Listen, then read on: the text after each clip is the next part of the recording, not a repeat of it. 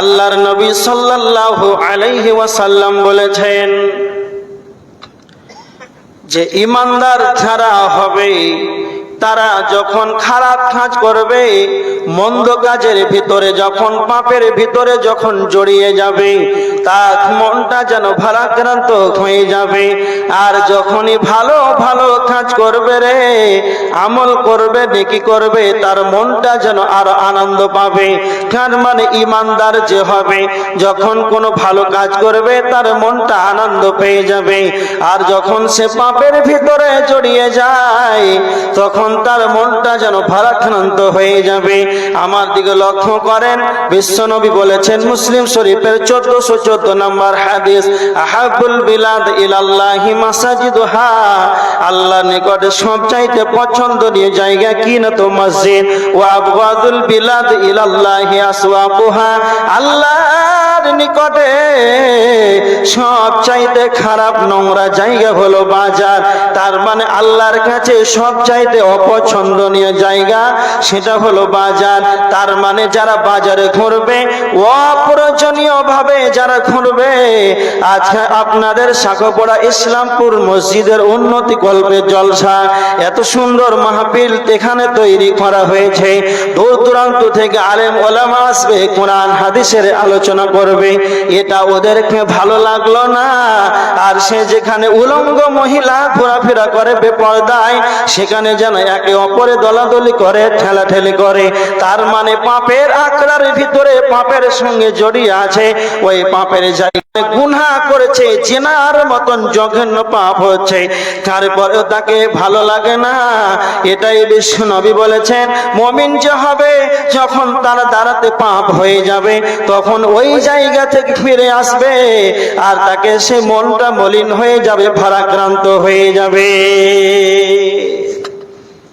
আল্লাহ রাসূল সাল্লাল্লাহু আলাইহি ওয়াসাল্লাম বলেছেন মুমিন সেই ব্যক্তি হবে, একটা আবু দাউদের হাদিস রয়েছে, হাদিস নাম্বার 4918 নম্বর হাদিস। আল্লাহ নবী বলেছেন আল মুমিনু মিরাতুল মুমিন, এক মুমিন অপর মুমিনের জন্য আয়না স্বরূপ। তার মানে আয়নার সম্মুখে যখন আপনি দাঁড়াবেন, আপনার মুখমণ্ডলে কি লেগে আছে তো আয়না আপনাকেই যেন বলে দেবে। আয়নার সম্মুখে যখন আমি দাঁড়াবো তখন আয়না আমাকে বলে দিবে তোমার কোথায় কি যেন লেগে আছে। অনুরূপ এক মুমিন অপর মুমিনের জন্য আয়না স্বরূপ হবে রে। মুমিনের কোনো যদি ভুল যদি হয়ে যায়, ওটা গ্রামকে গ্রাম যেন প্রচার করবে না, চায়ের দোকানে গল্প করবে না, পরনিন্দা করবে না। একজনের ভুল হবে, মুমিনের উচিত হবে যার ভুল হবে তাকেই বলে দিতে হবে। আব্দুল কাইয়ুম মালদা থেকে, কালিয়াচক বৈষ্ণবনগর থেকে এসেছে। আপনাদের ইসলামপুরে 2 ঘন্টা আলোচনা করলো, তা আব্দুল কাইয়ুমের কি ভুল হলো সভাপতি বুঝতে পারলো। সভাপতির উচিত হবে আব্দুল কাইয়ুমকে তার ভুলটা বলে দিতে হবে, নচেত আব্দুল কাইয়ুমের ভুল আব্দুল কাইয়ুমকে বললো না। আমি সকালে বাড়ি চলে গেলাম, বাড়ি পৌঁছে গেলাম, আর সভাপতি মশাই চায়ের দোকানে মসজিদে একবারে গীবত করে বেড়াচ্ছে। আব্দুল কাইয়ুম শুনলাম নাকি প্রধান বক্তা, তার দ্বারাতে যেন ভুল হয়ে গেল। এইভাবে গ্রামকে প্রচার করে দিল। এটা মুমিনের কোনোদিন উচিত হবে না। যারা মুমিন হবে রে তাকেই যেন যার ভুল হবে তাকেই বলে দিতে হবে।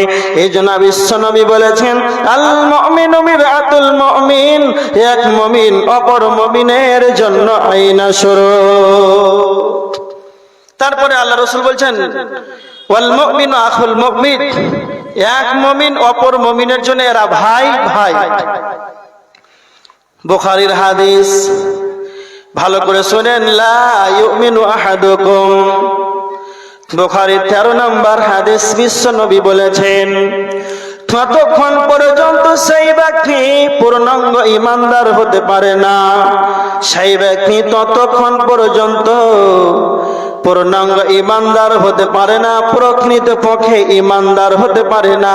হাত্তা ইউহিব্বা লিআখিহি মা তুহিব্বু লিনাফসিহি, নিজে যেটা পছন্দ করবে মুমিন যে হবে রে, নিজে যেটা পছন্দ করবে তার ভাইয়ের জন্য সেটা পছন্দ করবে।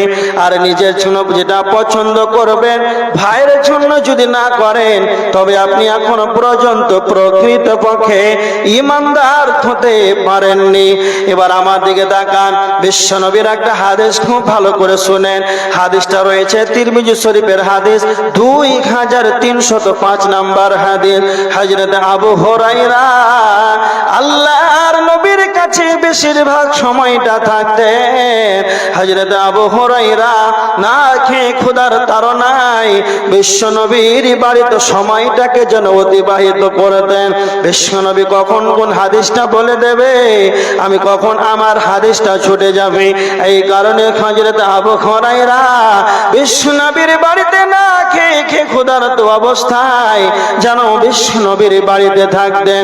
এইরকম একজন সাহাবী, তিনি যতগুলা সাহাবী হাদিস বর্ণনা করেছেন, আল্লাহর নবীর হাদিসগুলো সব চাইতে বেশি বর্ণনা করেছেন হযরতে আবু হুরায়রা।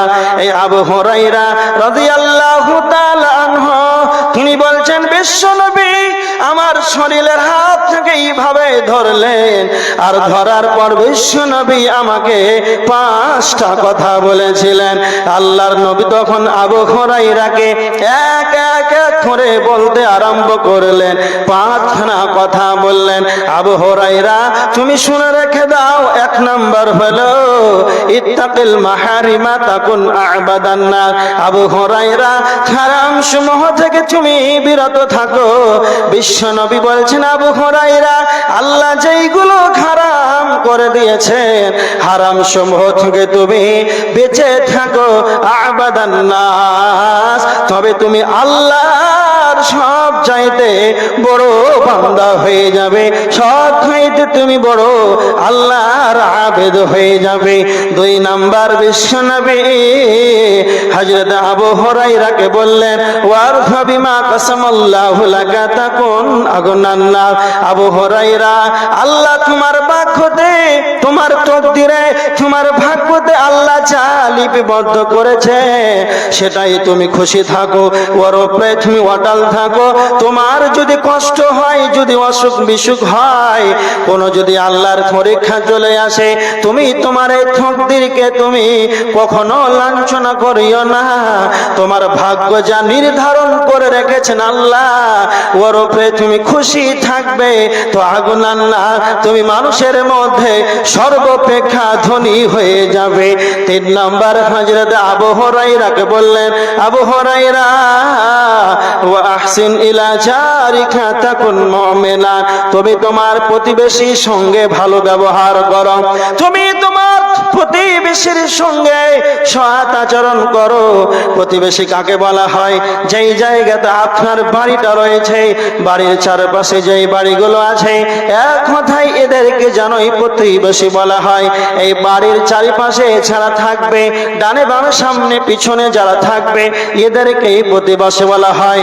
আর এই প্রতিবেশীর সঙ্গে এদের সঙ্গে ভদ্র ব্যবহার করতে হবে, সৎ ব্যবহার করতে হবে। তো বিশ্বনবী বলছেন, আবু হুরায়রা তুমি তোমার প্রতিবেশীর সঙ্গে সৎ আচরণ করো, তখন মুমিনান, তবে তুমি প্রকৃত পক্ষে মুমিন হয়ে যাবে। বিশ্বনবী হযরত আবু হুরায়রাকে 4 নাম্বার যেটা বললেন, ওয়াহিব্বা লিন-নাস মা তুহিব্বু লিনাফসিহি। আবু হুরায়রা তুমি যেটা পছন্দ করবে সেটা তুমি অন্যদের জন্য সেটা পছন্দ করবে। সেটা বাড়িতে হোক, মাঠে হোক, ঘাটে হোক, একপটো স্টেশনে হোক, টুকটুকিতে হবে, ট্রেনে হবে, বাসে হবে, তুমি যেই জায়গাতে থাকো না কেন, তোমাকে যেটা ভালো লাগে সেটা অন্যর ভালো বুঝো। তুমি যেটা পছন্দ করবে সেটা অন্যদের জন্য পছন্দ করবে, তখন মুসলমান, বিশ্বনবীর ভাষা, তবে তুমি মুসলমান হয়ে যাবে। যাবে। আল্লাহর নবী 5 নম্বরে বলেন ওয়ালা তুকসিরুদ দাহি, তোমরা বেশি হাসো না, অধিক মাত্রায় তোমরা হাসো না। কেন? যখন তুমি বেশি হেসে যাবে, ফাইন্না কাসরাতাদ দাহি, যখন বেশি বেশি হেসে দেবে তুমি তুলকাল, তোমার অন্তরটা যেন মরে যাবে। এই জন্য বিশ্বনবী কম কম করে হাসতে বলেছেন, অধিক মাত্রায় হাসাটাকে নিষেধ করে দিয়েছেন। আমার বলা বাহুল্য 5টা কথার ভিতরে 2টা আমার ইম্পর্টেন্ট কথা। 1 নাম্বার হলো আল্লাহর নবী বলেছেন তুমি তোমার প্রতিবেশীর সঙ্গে সদাচরণ করো, তবে তুমি মুমিন হয়ে যাবে। তুমি যেটা নিজের জন্য পছন্দ করবে সেটা তুমি অন্যদের জন্য পছন্দ করবে। এবার বুখারীর হাদিস, তিরমিজির হাদিসটাকে একবারে প্রয়োজন করে নেন। নিজে যেটা পছন্দ করবেন সেটা ভাইয়ের জন্য পছন্দ করবেন, নিজে যেটা পছন্দ করবেন সেটা অন্যদের জন্য পছন্দ করবেন। এইভাবে যদি আমরা নবীজির হাদিসগুলো যদি মেনে নিই, এইভাবে যদি আমরা জীবনটাকে গড়ে নিই, তাহলে পশ্চিমকালেও ভাইয়ে ভাই মারামারি হবে না।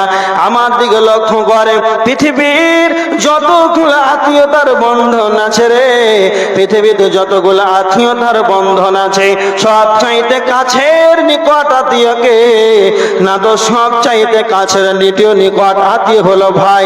বর্তমান সমাজে আল্লাহর ভাষায় আমরা জানি সব চাইতে নিকটের আত্মীয়কে না তো ভাই হলো সব চাইতে নিজের আত্মীয়। তার মানে সব চাইতে বর্তমান সমাজে ভাই ভাইকে যেন হত্যা করে দেয়। আমার দিকে লক্ষ্য করে, যখন পিতামাতা মারা যায়, পিতামাতা যখন মরে যায়, দুনিয়া থেকে যখন বিদায় হয়ে যায়, তখন বড় ভাই যখন জমির ভাগে বসে, তখন ছোট ভাইগুলোকে কম নরম অংশগুলো, সেইগুলোতে সারা বছরে 9 মাস যেন পানি জমে থাকে, এই নরম অংশগুলো জমির ভাগ ছোট ভাইদেরকে দিয়ে দিল। এই সময় ছোট ভাইদের মনটা যেন ভারাক্রান্ত হয়ে গেল, আমার ভাই যেন ভালো বিচার করলো না, ওর ওপরে রাগান্বিত হয়ে গেল। কিন্তু না না, বিশ্বনবীর ভাষা, তুমি যেটা পছন্দ করবে তোমার ভাইয়ের জন্য সেটা তুমি পছন্দ করবে। এইরকম ভাবে তুমি তোমার ভাইকে তুমি যখন ঠকিয়ে দিলে, এইভাবে শয়তানের কুমন্ত্রণায় ছোট ভাই যেন বড় ভাইয়ের হাতে যেন তার গায়ে হাত তুলে দেয়, এমন প্রমাণ আছে রে। ছোট ভাই বড় ভাইয়ের গায়ে যেন হাউসা ধরে তাকে দুনিয়া থেকে বিদায় করে দেয়। কেননা তো নবীজির হাদিসকে মানে না, এই কারণে মানুষের ভাইয়ে ভাইয়ে হত্যা সমাজে বেড়ে গিয়েছে। এই জন্য বিশ্বনবী বলেছেন, তুমি যেটা পছন্দ করবে তোমার ভাইয়ের জন্য করবে। তুমি যেটা পছন্দ করবে তোমার ভাইয়ের জন্য সেটা পছন্দ করবে, তাহলে তোমাদের জীবনেও কখনো মারপিট হবে না, হত্যা কার্যকলাপ, এই নোংরামি জাহিলিয়াতি এগুলো সব দূরে সরে যাবে। বর্তমানে আমরা নামে মুসলমান, কিন্তু আমরা এই রসুলের হাদিসগুলো আমরা ফলো করি না। এবার দেখেন, মুমিন যে হবে, মুমিনের সঙ্গে বন্ধুত্ব করবে।